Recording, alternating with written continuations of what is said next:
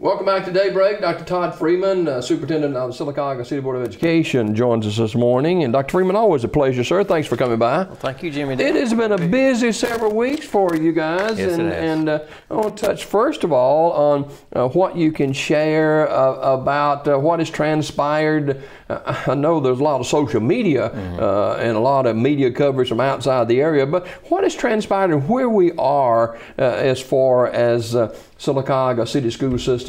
Our kids are certainly our most valuable asset, yes. And I know it's incumbent upon us, and you take this very seriously, the safety of our children. We do. Thank you, Jimmy Dale, for having me this morning. We have had an interesting couple of weeks in our schools, and more particularly in our community. And you know, I always say philosophically that what we do at school is about teaching and learning, and that is our priority. But paramount to that is the safety of our children, because in order for learning to take place and it to be enjoyable, it's got to be safe. And we know that. And we have always had we've had a tradition, I think, of very safe schools, and I still believe that way.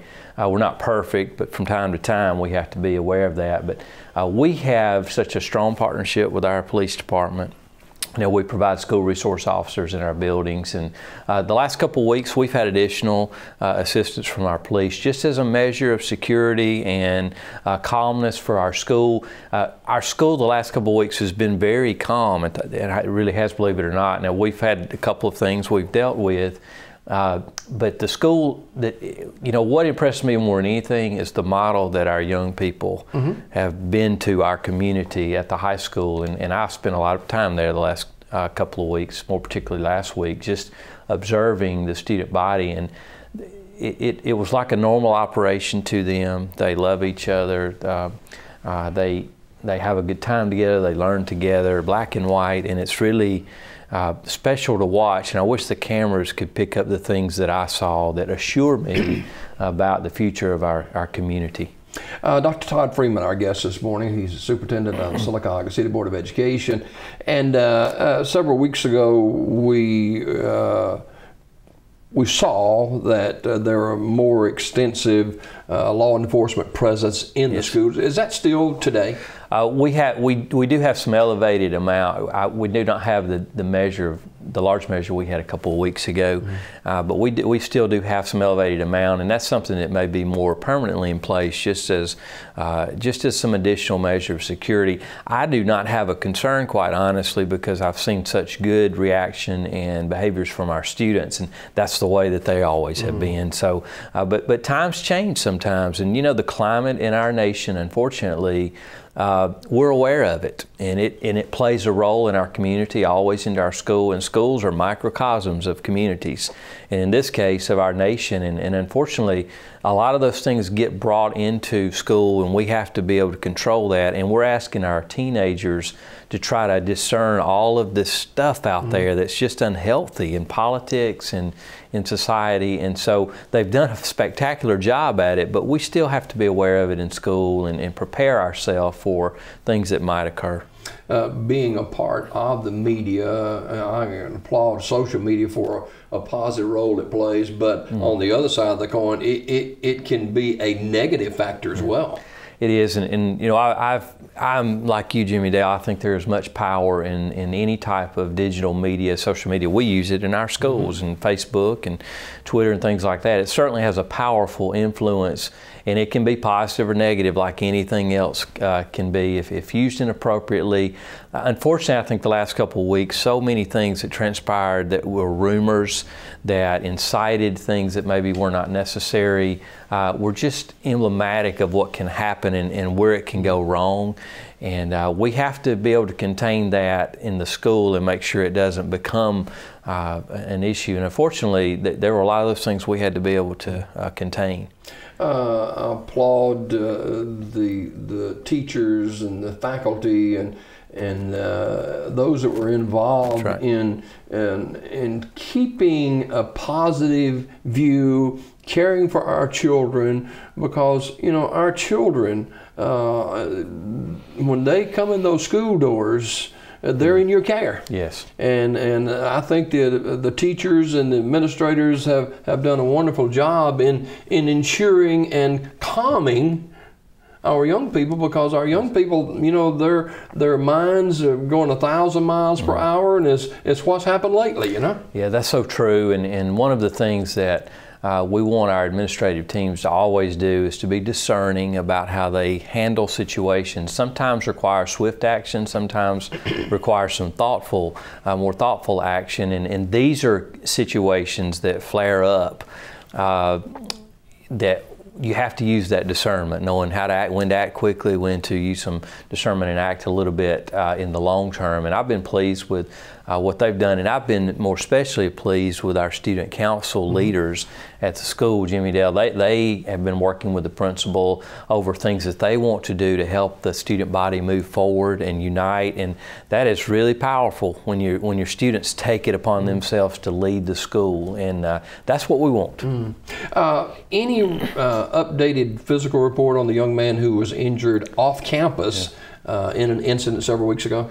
Well, I don't. You know, I read the same things Sure. that do in our high school staff that communicates with the family just to make sure that we're on track. You know, young man's got a ways to go. He was seriously injured, and that's you know, main thing that we're praying for is his health. And you know, there is no person among us that deserves any type of thing like that to happen to him, and it just is devastating when it happens in a community to any of our young people.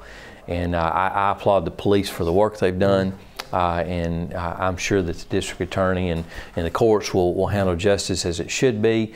And what you hope is these things don't happen again. But in this time right now, with our young man that's a senior, we want him to be well. We want him to be healthy, and you know, for us, we'd love to get to see him graduate and move on to the things that he's looking forward to do after school. So we're just praying for health. Even though these incidents, whether on campus or off campus, have now been several weeks past, speak to parents and grandparents and families of students that are entrusted into you guys' care every day. Speak to them this morning about maybe some of them are still a little bit frayed this morning and a little bit unsteady in their thinking. Speak to that today. Well, I would say this, that school environments, just like society, they're not perfect, and we're not always 100% right and 100% safe on things, but Sylacauga City Schools has traditionally been a very safe place to come learn. It still is. We have hiccups from time to time, but what I'm so appreciative of is our student body and our parents the last couple of weeks have continued to come to school.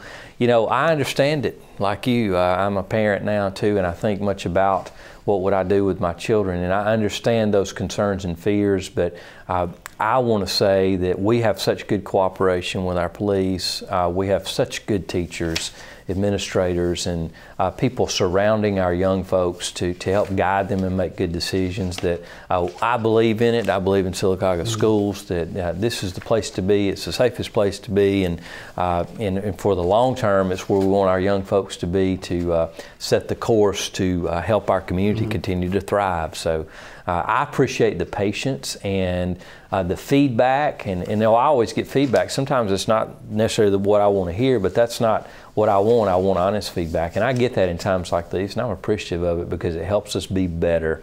It helps you be more comfortable as a community in what the school system is doing. We had a young man who sat in the chair you're sitting in now just a few minutes ago. He is over at Nichols Lawson, a 7th grader, Right. And he talked about his favorite subject is math. Yes. And I see a story this morning, and I ask you to just touch on it a moment. The state superintendent says that Alabama faces crisis in math education. What does that mean? Well, what you hear, most of the time today in circles with, particularly in industry, smart industry, so to speak, is a focus on STEM, science, technology, engineering, and math. And that is such a big part of industry nowadays that the states want to recruit in areas where there's a lot of STEM industry, because that's the future really in our industry.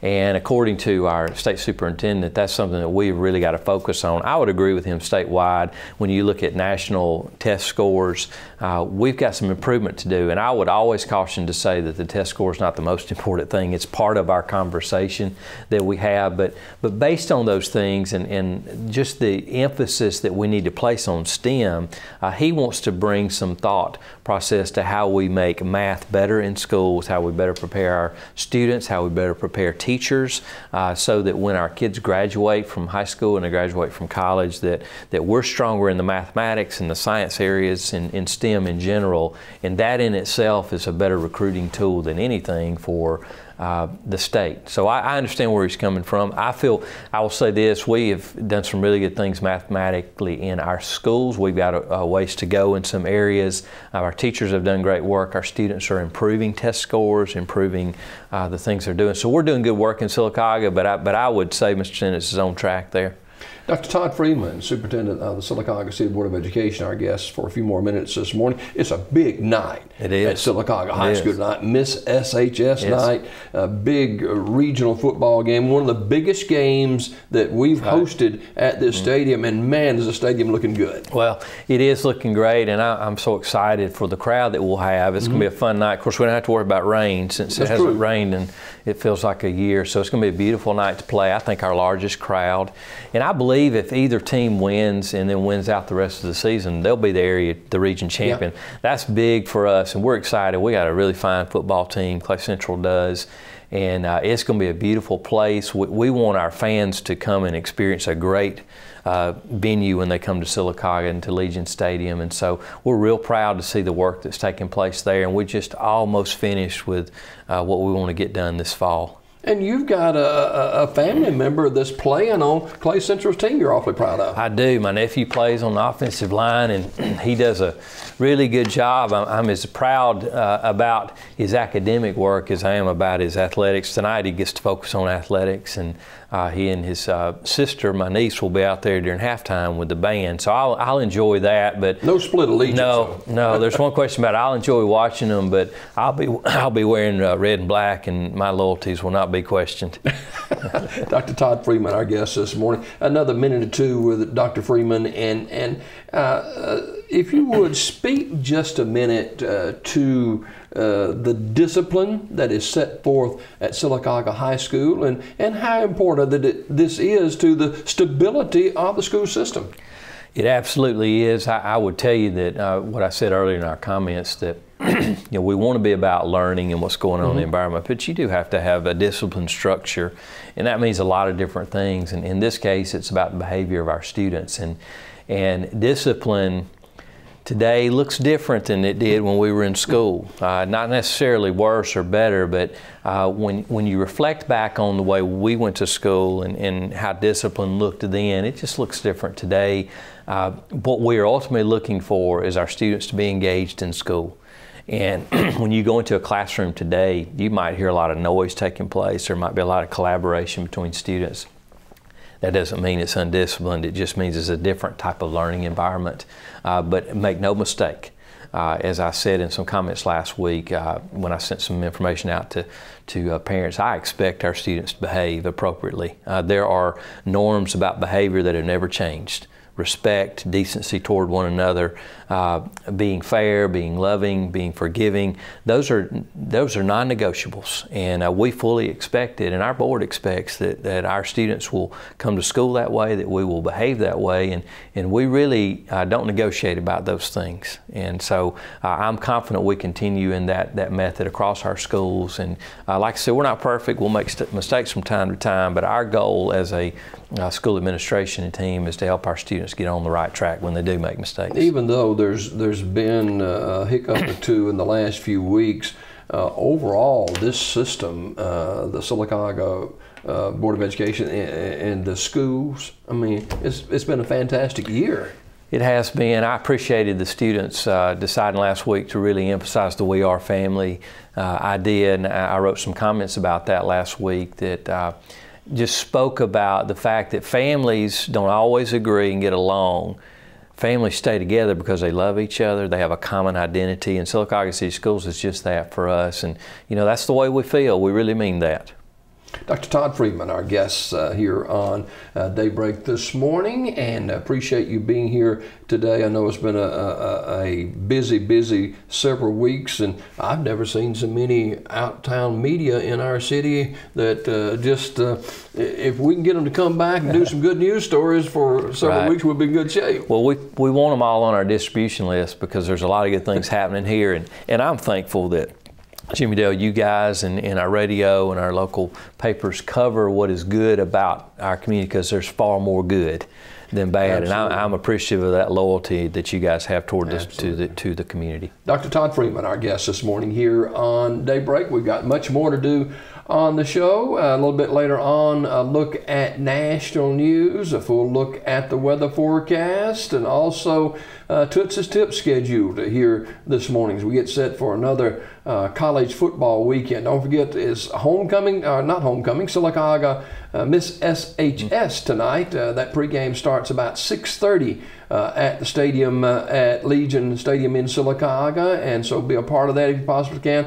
Kickoff is at 7 o'clock tonight, Sylacauga and Central of Clay County. We've got more to do on Daybreak just on the other side of this time out. Don't go away.